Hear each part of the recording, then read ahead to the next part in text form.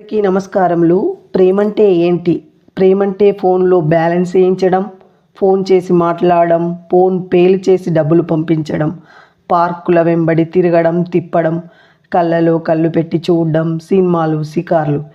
ఇది లేకపోతే అంతా ఉత్త పుకార్లు. ఇది కాదు ప్రేమంటే. రెండు మనసులు కలిసి ఉన్నతమైన భావాలతోటి ఉన్నతమైన జీవితాన్ని సాగించడానికి ఏర్పాటు చేసుకున్న ఆదర్శవంతమైనటువంటి మార్గం కావాలి. అది నలుగురికి మార్గదర్శకం కావాలి.